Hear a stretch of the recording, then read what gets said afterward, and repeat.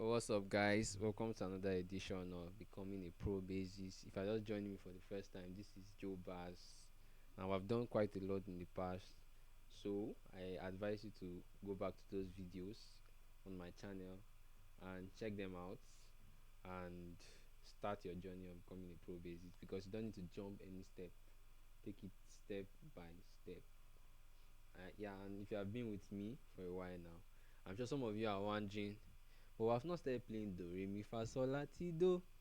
And you're like, when am I going to start? Because that's what people want. At least let me be able to play the major scale on the bass guitar or in music.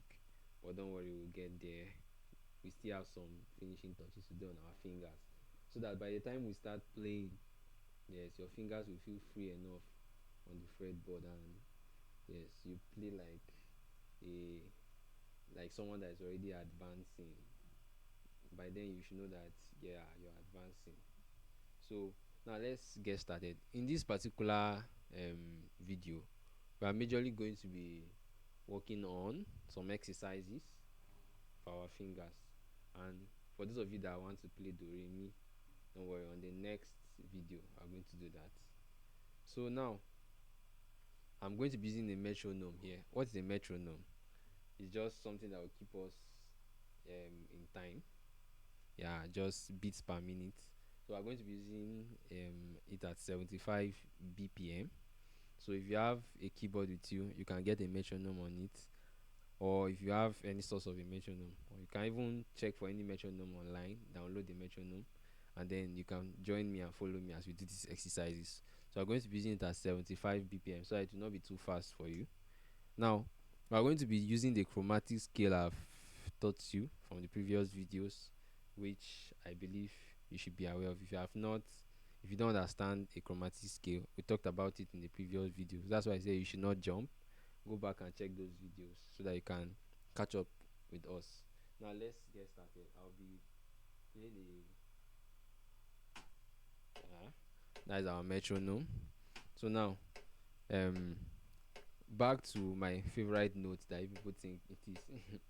The B flat on the first string, that is the third fret, the first string.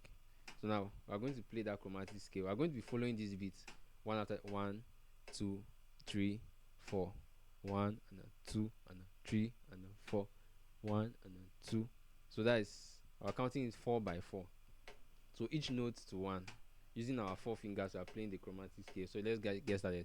1, 2, ready, go. 1, 2, 3, 4. 1, 2, 3, 4. 1, 2, 3, 4. 1, 2, 3, 4. 1, 2, 3, 4. Now let's advance. 2, 3, 4. 1, 2, 3, 4. 1, 2, 3, 4. 1, 2, 3, 4. 1, 2, 3, 4.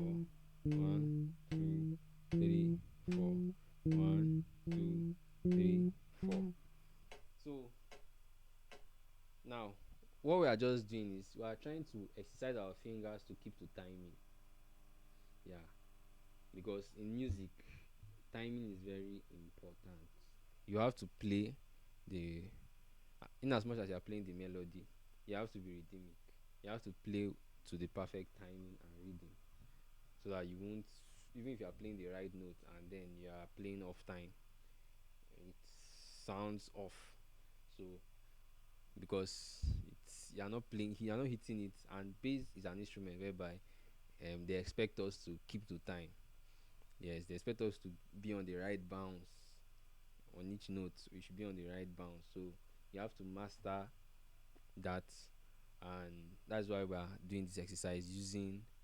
I know I've done these exercises in the past, so we are doing it now using a metronome. Now there's another exercise I want us to do. So, but before I use the metronome, let me explain it to us. So now, instead of the regular one we have been doing, we are still using this chromatic scale. So on this first note now that we are playing, the first four, now I want us to go to the next string, but move a semitone up. Now this is what I'm saying. 1, 2, 3, 4. Now this is the next string, which is the second string. Now we're moving just one step up. That is one step this way. Go to the next string and move again. Next string and move again. So that's what we are going to be doing now for this next exercise.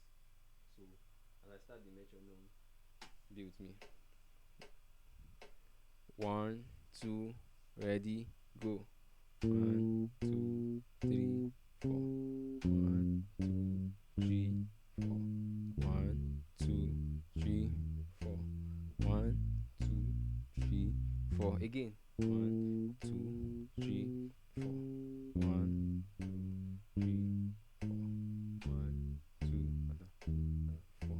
1, 2, 3, 4.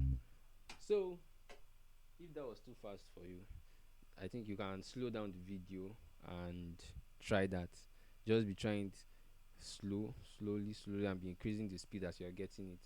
Remember that if you can do it slowly with constant practice, you'll be able to do it very fast. Yeah, and with time, you're not going to be using 75 bpm. You'll be on 200 bpm. You'll be racing. So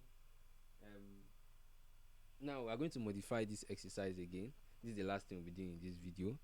So we are going to modify the exercise again. Now, as we have moved from this string now coming up, we are going to reverse the movement down again.